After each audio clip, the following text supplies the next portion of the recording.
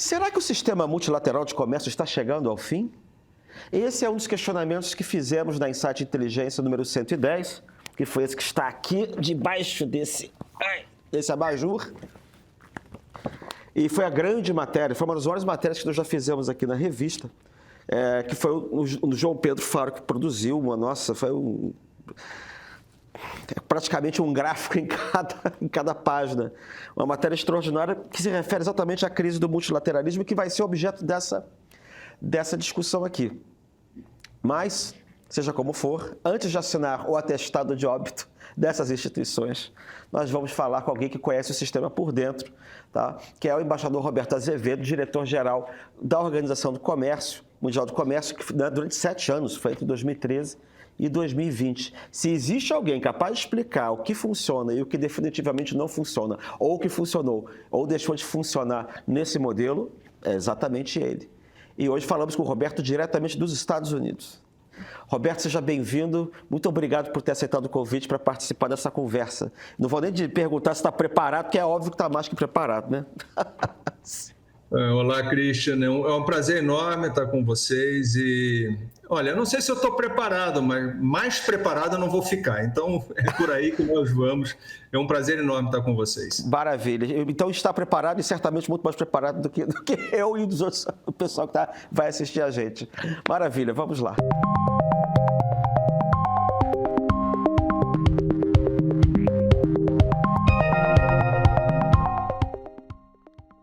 Embaixador, me diga uma coisa, na sua visão, quais são os maiores equívocos que o público em geral tem sobre a Organização Mundial do Comércio?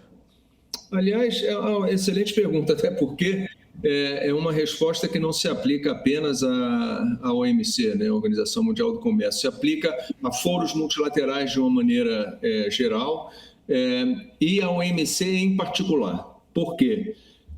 Porque a maioria das pessoas pensa ou tem a concepção de que a OMC, um fórum multilateral, que ele é um órgão independente. Eu vejo muito, às vezes, na imprensa, a OMC disse isso, a OMC considerou aquilo, quando, na verdade, a OMC não diz nada, não pensa nada, não considera coisa nenhuma. Ela, na verdade, é um amalgamado dos membros, são os membros que decidem, sempre, né? E por consenso. Então, toda vez que tiver uma coisa, a OMC decidiu numa reunião um determinado... A OMC não decidiu nada, quem decidiu foram os membros da OMC, os 160 e tantos países que decidiram por consenso. E isso vale para muitos foros internacionais também. Muitas vezes a gente vê coisas... A ONU disse isso, e no Brasil tem um pouco assim, até de temor reverencial, né, pela ONU, pelo organismo multilateral. A ONU disse isso, a ONU decidiu aquilo. A ONU não decide coisa nenhuma, quem decide são os membros. Os membros que votam ou que apresentam as coisas, não é assim uma entidade supranacional, independente, autônoma, que toma decisões e que essas decisões são aplicáveis ou valem para os membros, né? Eu acho que isso é um erro de percepção curioso, né, para quem está lá dentro do sistema, porque sabe perfeitamente que a organização não decide coisa nenhuma sozinha. E é por consenso? No caso da OMC é por consenso.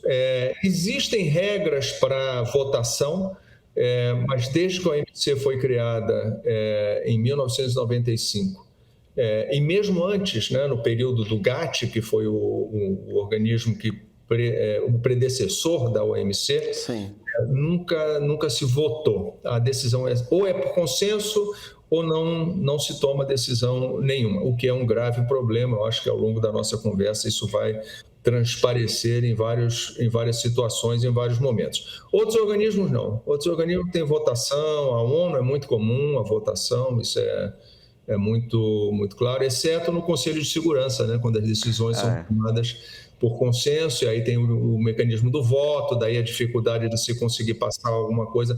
Isso dentro do Conselho de Segurança, onde você tem 5 membros com direito a veto, né? Imagina na OMC, onde você tem 160 membros, todos eles com direito a veto. Então, é uma situação complexa, para dizer o mínimo. Pois é, aí houve a criação da OMC, Mas eu acho que ela teve um tempo áureo, porque a OMC foi um dos organismos mais importantes desse tempo de predomínio que a gente chama do período da globalização, como órgão multilateral de ordenamento do comércio mundial a partir de uma perspectiva cosmopolita, né? Mas fala-se muito também de que, a partir desse, digamos, essa crise da globalização, a volta dos conflitos, de um certo bilateralismo, a organização começa a perder, digamos assim, centralidade na organização do comércio mundial. Como você descreve o papel da OMC no comércio global hoje, quer dizer, atualmente? Hoje, com o enfraquecimento da organização, que se deu em larga medida pelo próprio desengajamento dos Estados Unidos, né, dentro da organização, pela paralisação do mecanismo de solução de controvérsias, também provocado por decisões norte-americanas, a OMC deixou de ter o poder de vinculante que ela tinha antes, de enforcement, né? Até decisões do mecanismo de solução de controvérsias poderiam chegar, em última instância, até retaliação, né? Retaliação comercial autorizada pela organização, né? No mecanismo de solução de controvérsias. Isso tudo está comprometido e nós não temos mais esse tipo de atuação da organização. O pilar de negociações também está muito comprometido. Desde, eu acho que o último acordo que aconteceu foi, eu ainda era diretor-geral, não, teve depois o acordo de subsídios à pesca, a minha sucessora, a Ngozi, conseguiu finalizar um acordo de subsídios à pesca que eu acho que foi o último multilateral que aconteceu. Então, o pilar de negociações também está comprometido. Então, ela perdeu muito da relevância, tanto como foro de arbitragem, como foro de negociação. Ao mesmo tempo, nós temos que ter presente que os Estados Unidos são responsáveis por aproximadamente 12% das importações mundiais de bens, né? Então, 88% cruza fronteiras que, em tese, estariam obedecendo, respeitando as normas da OMC. Então, a OMC ainda é um arcabouço de regras, um arcabouço de disciplinas que inspira as ações, as políticas públicas e as relações comerciais entre os membros, né? Isso por enquanto, porque à medida em que esses acordos bilaterais vão sendo feitos entre os Estados Unidos e os seus parceiros comerciais e medidas discriminatórias vão acontecendo, porque cada um desses acordos é a rigor ilegal, né, em relação ao OMC, comparado com as regras da OMC. Por quê? Porque quando você dá vantagens tarifárias a um país e não dá a outro, você está violando as regras da OMC. O princípio, né, consagrado da OMC, que é o princípio da nação mais favorecida. A não ser em casos de áreas de livre comércio ou de união aduaneira, quando você faz uma concessão tarifária para um país, ela tem que se aplicar para todos os outros, né? Então, à medida em que essa proliferação de acordos bilaterais dos Estados Unidos com outros países ou blocos for avançando, você pode ter um esgarçamento das regras e um efeito de demonstração, em que o país vai dizer, bom, se você está fazendo isso, está dando vantagem para esse, está fechando de tal país eu importo esse produto, e daquele outro país eu não vou importar, porque ele é muito competitivo, então vou fazer a mesma coisa, né? Então vai depender muito da disciplina dos outros países de continuarem observando as regras multilaterais de uma certa maneira. Que, aliás, quem estudou o assunto, ou acompanhou pelo menos, a grande crise, né, do crash da economia mundial lá nos anos 30, né, do século passado, o que provocou a crise e o desaparecimento de 2/3 do comércio mundial em apenas 4 anos, não foram as medidas unilaterais americanas, por exemplo, que estavam subindo as tarifas naquela... Teve um tarifaço naquela época também, tá? O que realmente fez com que a economia ruísse mundial foi que os outros países começaram a imitar. Os outros países começaram a replicar o tarifaço americano, e aí essa série de retaliações mútuas levou à crise, a grande crise econômica dos anos 30 do século passado. Hoje nós não estamos aí, mas se os outros países continuarem ou começarem a adotar medidas que contrariam as regras multilaterais e que fazem vicejar o unilateralismo, aí nós podemos ter um problema muito maior do que o que nós temos hoje.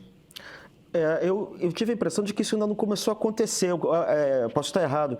A impressão que eu tinha é que os países que não concordam, digamos assim, com a mudança de orientação dos Estados Unidos, eles continuam procurando o OMC, nem que seja ou para regular os casos delas próprias, ou como pelo menos uma instância de legitimação das ações delas no plano do direito internacional, do multilateral do comércio, e algo um pouco para condenar, digamos assim, exatamente o unilateralismo que teria começado a ser praticado pelos Estados Unidos. Estou errado? Não, de maneira nenhuma. Isso acontece. O próprio Brasil entrou com um contencioso contra os Estados Unidos por causa do tarifaço. As medidas, elas são incompatíveis com as regras da OMC. Então, os países entram com contencioso, questionando as medidas supostamente ilegais, mas é um gesto quase que simbólico, porque o sistema está paralisado. Então, por exemplo, a instância de apelação não existe. Mesmo que houvesse uma arbitragem de primeira instância, a parte perdedora apelaria no vácuo, porque não tem um órgão de apelação para ouvir o recurso. Então, é um gesto, como eu disse, absolutamente simbólico, mas ainda é um foro de discussão.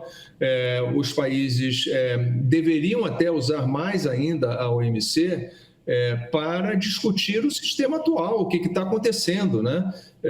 Temos que reformular o sistema, temos que repensar o sistema, como é que o mundo vai sobreviver a esse momento de turbulência, de um certo caos e de imprevisibilidade nas relações comerciais e econômicas. Eu acho que é um foro que estaria muito bem capacitado para ter esse tipo de discussão, mas o momento não favorece esse tipo de coisa. Embaixador, me diga uma coisa, o que foi que a OMC, na sua opinião, trouxe de mais relevante em relação ao antigo Acordo Geral sobre Tarifas de Comércio, né? E onde você acha que ele ainda falha? Pois essa é outra coisa interessante. A OMC, na verdade, ela foi criada em 1994, entrou em vigor em 1995. Um dos principais impulsos para a criação da OMC foram disputas comerciais fortes, graves, entre os grandes, né? Entre Estados Unidos, sobretudo Estados Unidos, Japão e União Europeia. E ali você tinha problema de organismos geneticamente modificados, você tinha problema de automóveis, você tinha problemas com cítricos, com algumas carnes. Você teve todo tipo de problema comercial ali e as coisas estavam perdendo o controle, estavam saindo de controle, com retaliações de lado a lado. Você talvez se recorde, o próprio presidente Reagan, na época, introduziu cotas para importação de automóveis do Japão. Sim. Enfim, foi um período muito conturbado nas relações comerciais entre as grandes economias centrais. E aí eles chegaram à conclusão de que eles precisavam disciplinar e organizar a bagunça, né? Então, sentaram-se eles com vários outros países centrais mais importantes, desenvolvidos, etc., e saiu a ideia de se criar a OMC, que inovou em várias frentes, tanto em termos de processo quanto em termos de substância. Em termos de processo, o mais importante foi a criação do mecanismo de solução de controvérsias. Até a OMC, no GATT antigo, né, no acordo que precedeu a OMC, quando um país questionava as práticas do outro, a parte reclamada podia ou não aceitar a reclamação. E podia dizer, olha, não, isso aí é besteira, eu não vou nem discutir, não vai ter arbitragem, não vai ter coisa nenhuma. Não se engajava, não acontecia. Então, para que uma arbitragem acontecesse, ela tinha que ser consensuada. As duas partes tinham que estar de acordo. Além disso, os prazos não eram muito claros e a parte perdedora, no final das contas, podia dizer, não, essa arbitragem foi mal feita, discordo dos resultados, não vou fazer o que estão recomendando aqui e acabou, vai ficar por isso mesmo. Então não havia nada que forçasse a parte perdedora a implementar os resultados da arbitragem. A OMC mudou isso, porque aí os prazos eram automáticos, a parte, uma vez questionada, ela tinha que aceitar a arbitragem, ela tem, né, que aceitar a arbitragem. Foi criada a instância da apelação para dar mais previsibilidade nos resultados, então uma interpretação de um dispositivo que vale para um contencioso passou a valer para todos os seguintes, né, os que viessem depois. É uma súmula vinculante, né, como no Brasil a gente tem, né, no Supremo Tribunal Federal, não por escrito, mas na prática é isso que acontece. Então, isso mudou muito, inclusive com a retaliação, né? A parte perdedora, no final, poderia estar sujeita a um montante de retaliação comercial que era calculado e aprovado pela instância multilateral e automaticamente ratificado pelos membros, tá? Não precisa de consenso ali, é consenso negativo. Precisaria que todos concordassem em não aceitar o resultado para que o resultado desaparecesse, né?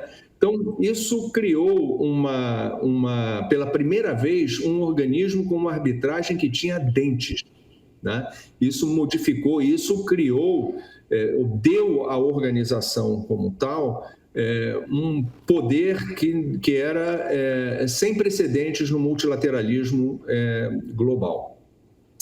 Além dessa parte processual, você teve mudanças nas regras. As regras foram muito ampliadas. Na rodada anterior, você já tinha incorporado, e aí foi aperfeiçoado na OMC, as regras de defesa comercial, mecanismos de antidumping, de direitos compensatórios, de salvaguardas.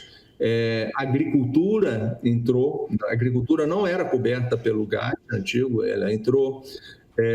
Propriedade intelectual, regras de propriedade intelectual também entraram, todo o setor de serviços também entrou, que não era coberto. Então, a organização cresceu muito na sua cobertura temática, mas também na efetividade do seu funcionamento por causa do mecanismo de solução de controvérsias turbinado.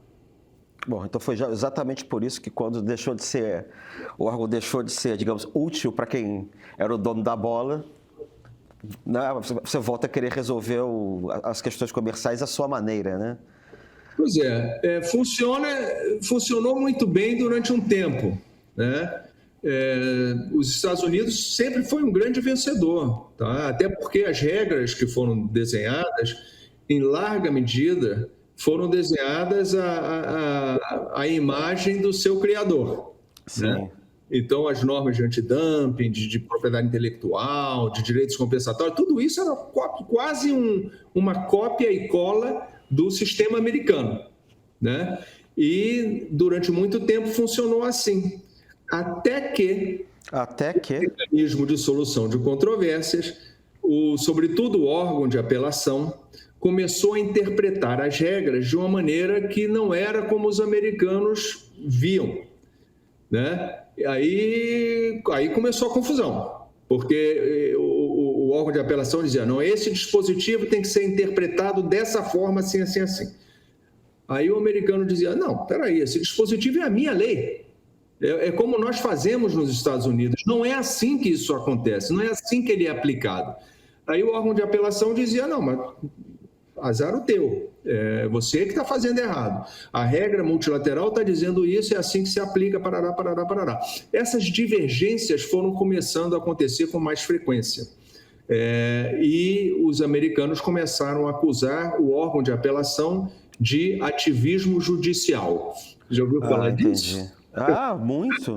Pois é. Então, ou seja, na verdade, a forma como os americanos viam a OMC era como se fosse uma extensão, na verdade, projetada para o âmbito das relações internacionais, das suas próprias regras comerciais internas. Exato. E a partir do momento em que os árbitros começaram a interpretar motu próprio essas regras, eles começaram a dizer que era ativismo judicial. Ativismo judicial. Ou seja, o órgão de apelação estava assumindo a função legislativa dos membros.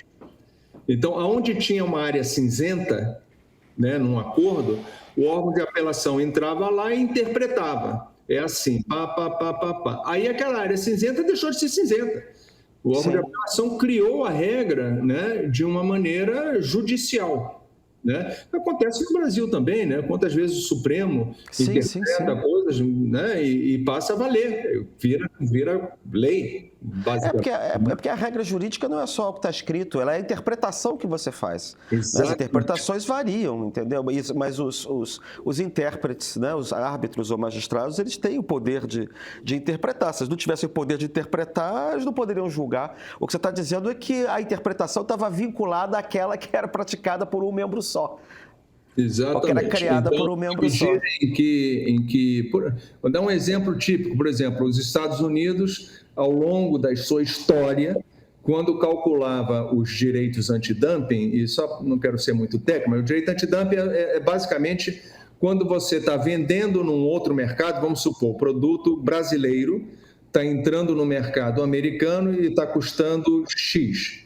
Só que dentro do mercado brasileiro, esse mesmo produto é vendido por um valor mais alto, né? Aí o americano diz, não, se no seu mercado você está vendendo por 100, por que aqui nos Estados Unidos você está vendendo por 80?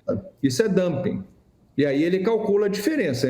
Simplificando muito, a margem de dumping é 20, né? A diferença do preço que você faz no seu país e da que você está vendendo no mercado comprador.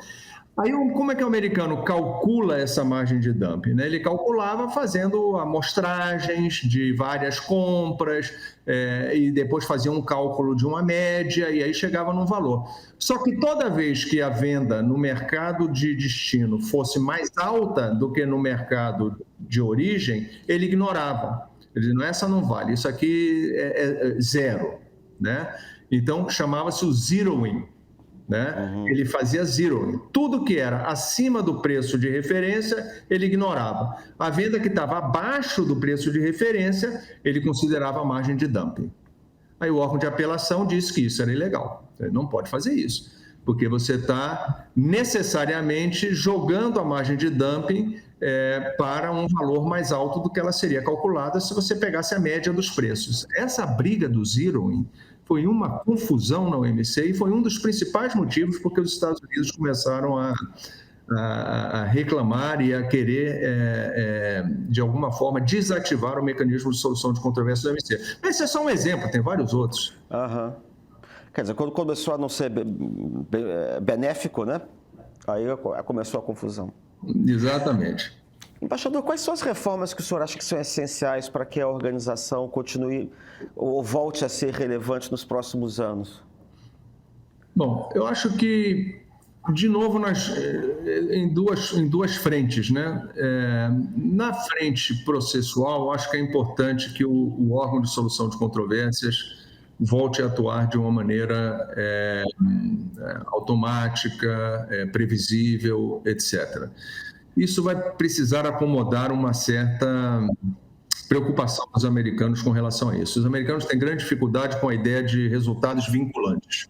Então, o que valeu para uma disputa vale para todas as outras, porque ele acha que isso leva a uma deformação da função da arbitragem. A arbitragem passa a ser um instrumento de legislação, né? E corre o risco do ativismo judicial, né? Então, eles não gostam disso. Eles querem arbitragem mais simples, eles querem uma arbitragem mais no estilo do GATT do que no estilo OMC, né? Talvez alguma coisa no meio do caminho seja necessário, eu não sei dizer qual é o resultado, mas alguma coisa tem que ser feita para se retomar a função arbitral da organização. E, além disso, o grande problema que eu acho que a OMC tem hoje é a falta de flexibilidade nas regras. Toda vez que você negocia um acordo multilateral na OMC, todos têm que fazer parte. E se alguém não quer, diz, não posso, não sei o quê, está muito difícil, eu não vou poder cumprir, não quero. O que aconteceu? Durante muito tempo, esses países que diziam eu não posso, eu sou um país em desenvolvimento, sou um país pobre, não posso implementar, o que você fazia? Você dava um tratamento especial para esse país. Você dizia, então tá, então vocês aqui, vocês têm mais tempo para implementar, ou você não precisa fazer essa regra dessa forma, você faz de um jeito diferente. Negociava-se uma solução para esses países que não queriam participar da regra geral. Isso, com o passar do tempo, foi ficando mais difícil, porque uma parte desses beneficiários, países em desenvolvimento, começaram a ser países de peso significativos, emergentes. Brasil, você teve Índia, China. China, até outro dia atrás, era país em desenvolvimento. E os países desenvolvidos começaram a dizer, poxa, vocês são gente grande, vocês não são um país eco ali que não pode cumprir as regras, ou que não pode... E você negociou tudo isso, você foi parte da negociação. Então, foi ficando cada vez mais difícil, por causa da própria heterogeneidade entre os participantes, né? Entre países, megapaíses como Estados Unidos, Índia, China,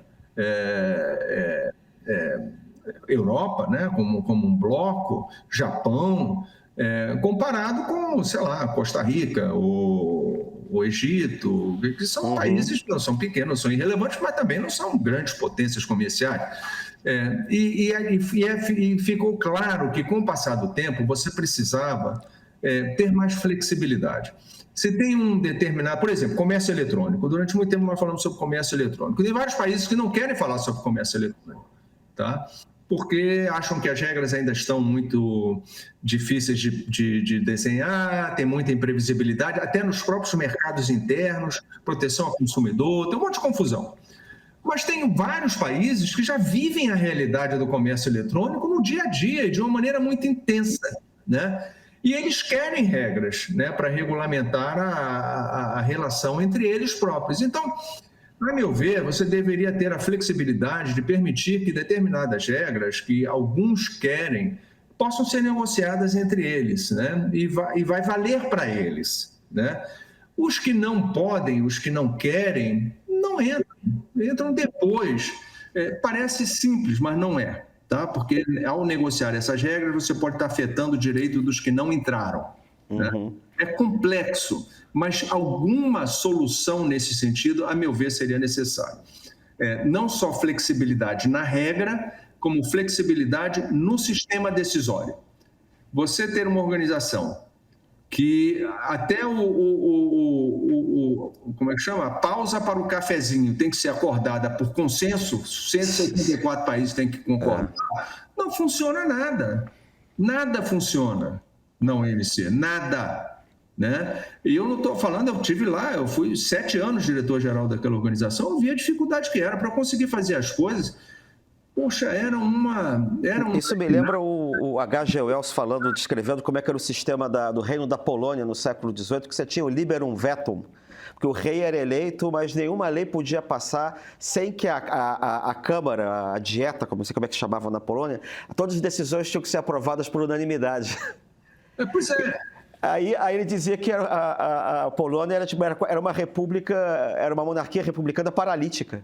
Porque bastava um levantar, e é por isso que a Polônia desapareceu do mapa, porque os vizinhos todos invadiram, em 3 invasões e liquidaram com a Polônia. Bom, é um problema sério no OMC. Eu acho que se nós não conseguirmos reinventar o sistema com uma flexibilidade maior, seja nas disciplinas, seja no mecanismo de tomada de decisão, o organismo vai fracassar. Aliás, isso é uma coisa interessante, quando eu assumi, isso foi em 2013, a minha primeira preocupação foi resolver a rodada Doha, né, que estava em andamento já há muito tempo, né, desde 2001, então já tinham 13 anos de rodada. E naquele momento, eu falei para o pessoal, olha, vamos tentar, chamei os principais, começamos a negociar e tentar destravar a rodada. E à medida em que as coisas foram acontecendo, foi ficando evidente que a rodada não ia ser terminada. Ninguém mais queria a rodada, ninguém. Com exceção, talvez, da União Europeia, mesmo assim nos termos dela, tal, não sei o quê, mas ninguém fazia muita questão disso. O Brasil até era favorável, uns poucos países, mas os grandes, ninguém estava muito interessado nisso. Estados Unidos, com certeza, não estava mais interessado, a China não estava interessada, a Índia não estava interessada. Enfim, tinham vários países que ou estavam interessadas em resultados que não eram aceitáveis para os demais. Quando terminou aquilo, a gente abandonamos, né, basicamente, a rodada. Disse, olha, a rodada não vai acontecer, vamos fazer outras coisas, não vamos ficar aqui esperando isso acabar para fazer outras coisas, não vamos sequenciar os trabalhos. Eu disse para todo mundo, eu falei, olha aqui, vamos ser transparentes e honestos com o que está acontecendo. Essa organização não vai sobreviver. Eu estou dizendo isso para vocês com toda franqueza. O que eu estou vendo aqui, eu digo para vocês hoje, que não é uma questão de quando a organização vai... não é uma questão de se a organização vai colapsar, é uma questão de quando, porque vai cair, vai. Não é sustentável o que está acontecendo. Isso foi em 2013, tá? Para ser mais preciso, 2014. Eu tive essa conversa com eles. E de lá para cá nada foi feito. De lá para cá só piorou, na verdade. E aí o que está acontecendo agora, para mim, não é novidade nenhuma. Eu já tinha dito várias vezes. E quando o Trump chegou, que o Trump foi quem escancarou, né, essa situação toda. Eu falei para o pessoal, eu falei, olha, isso, como eu já tinha dito para vocês, não é novidade, ia acontecer, está acontecendo. O que nós vamos fazer a respeito? Aí, muita discussão, muita coisa. E uma parte do pessoal dizia o seguinte, não, o Trump são 4 anos. Né? Daqui a 4 anos ele sai, com sorte, no máximo 8, né? Mas ele saindo, a gente rearruma, bota tudo nos eixos, tudo direitinho. Eu falei, olha, engano de vocês. Sejam 4, sejam 8, quando ele sair, o problema vai continuar. O que aconteceu? Ele ficou só 4 anos, veio a administração Biden, todo mundo achando, por exemplo, que a administração Biden ia corrigir o mecanismo de solução de controvérsias, ia voltar ao normal. Não corrigiu coisa nenhuma, não voltou ao normal coisa nenhuma, porque os problemas eram estruturais, né, da economia mundial, das relações internacionais, é estrutural, não era circunstancial, e isso não vai mudar. Então, o sistema, para ele voltar a operar e a ser efetivo, ele vai precisar ser reinventado, ele vai ser recriado de alguma forma, e isso não vai acontecer por geração espontânea. Ou seja, ele tem que se adaptar às assimetrias que ocorreram no cenário internacional, sei lá, nos últimos anos, né? Sem dúvida. E vai ter que se flexibilizar. Naturalmente, isso vai precisar de uma grande crise, alguma coisa que provoque essa reestruturação e reabilitação do sistema, ou recriação do sistema. O senhor acredita que os acordos regionais, como a União Europeia, o Mercosul, né, eles competem com o OMC ou eles complementam o sistema? Tradicionalmente, eles complementam. Quase toda regra, eu coloco quase por abundância de precaução, porque, em geral, o que acontece é que a regra multilateral, ela não nasce na negociação multilateral. Ela foi testada antes em algum bloco regional, em algum mecanismo, em algum acordo bilateral. Ela raramente aparece concebida e formalizada numa negociação multilateral. Quando eu falo multilateral, é no termo tradicional da palavra multilateral, no sentido de todos os membros, né, 160 membros negociando. Ela acontece em acordos que a gente chama de plurilaterais, que não são 160, é um subconjunto. Pode ser dentro de uma União Europeia, pode ser num acordo do NAFTA, pode ser dentro de um Mercosul da vida, pode ser num acordo bilateral entre duas partes. Aquelas coisas vão sendo testadas, essas disciplinas vão sendo testadas, e se funcionam, se dão certo, se mostram que é uma coisa positiva para o relacionamento bilateral das partes, isso vai sendo levado para o multilateral, vai sendo testado e vai sendo incorporado ao sistema multilateral. Isso é muito comum e é a norma, é a tradição. Agora, como você tem hoje um multilateral que está vivendo a situação que está vivendo, né, quase que totalmente inoperacional, o que está acontecendo é que esses blocos regionais, essas negociações, como por exemplo Mercosul, União Europeia, estão sendo vistas quase como uma alternativa ao multilateral, né? Essa é uma situação nova, é uma situação que nós vamos ter que ver como é que ela evolui, se efetivamente as partes que não estão, que estão se relacionando fora do contexto dos Estados Unidos, né? Se elas vão criar normas entre elas, se elas vão criar novas disciplinas que são adicionais ou até que contradigam as disciplinas da OMC. Isso tudo é muito novo, sabe, Christian? Acho que a gente vai ter que esperar um pouquinho para ver como que isso evolui. Muito bem, embaixador.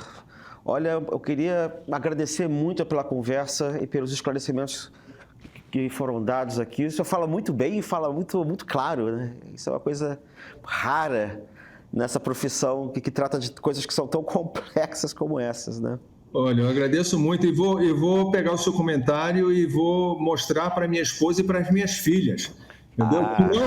Que não concordam com isso sempre. Eu sempre digo que eu sou claro, eu sou objetivo e eu sou razoável, mas nem sempre sou muito convincente. Você sabe que santo de casa não faz milagre, né?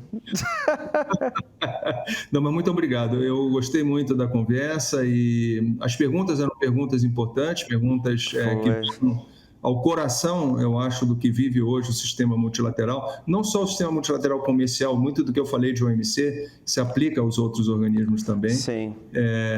E é importante disseminar esse tipo de preocupação, de conversa e instigar as pessoas a pensar um pouquinho nas soluções para o que nós estamos vivendo, porque a solução é necessária. Continuar como está vai ser um atraso muito grande para a economia e para a sociedade internacional. E para você que nos acompanha, a pesquisa completa sobre o futuro do multilateralismo está disponível na Insight Inteligência número 110, que está à venda no nosso site. Aproveite também para seguir a Insight Inteligência e o canal Meio nas redes sociais e acompanhar os melhores momentos, as pautas e as próximas entrevistas do programa. Até o próximo Diálogos. Eu sou a Flávia Tavares, editora-chefe do Meio. Se você já acompanha o nosso jornalismo, sabe como a gente trabalha para trazer a curadoria do noticiário e análises que realmente fazem você pensar. E se eu te disser que a gente tem algo ainda mais exclusivo esperando você? Todos os sábados, a gente traz uma edição especial da newsletter do Meio, com reportagens que aprofundam os temas mais relevantes da semana ou com abordagens e histórias originais. Por exemplo, você conhece como funciona o tráfico internacional de armas no Brasil? Recentemente, a repórter Julia Kekia mostrou detalhes de uma investigação que percorre vários continentes, revelando como armas do leste europeu chegam às mãos de facções brasileiras. Em outra edição, Pedro Doria faz uma análise completa sobre como a direita brasileira está se reorganizando e qual o tamanho da influência de Jair Bolsonaro. Uma reflexão que conecta as peças do cenário político atual de uma maneira crítica e necessária. Numa outra, eu e a Julia conversamos com Pablo Hortelado, Felipe Nunes, Maurício Moura e Renato Meirelles, 4 dos maiores especialistas em pesquisa de opinião pública do Brasil, para entender o estado da polarização no país. Mas a gente não fala só de política, né? A edição de sábado também explora temas como tecnologia, ciência, meio ambiente e muito mais. Na edição Inovação Ontem e Hoje, por exemplo, a nossa colunista Débora Bizarria contou a história dos ganhadores do Nobel de Economia deste ano e explicou como a inovação mudou a economia desde a Revolução Industrial e segue moldando o crescimento hoje. Essas edições não são conteúdos comuns, são análises profundas que você não encontra em nenhum outro lugar. E por apenas R$15 por mês, você tem acesso a esse material exclusivo e a todo o conteúdo do Meio Premium, incluindo o nosso streaming com produções originais. Assine agora e não perca essas histórias.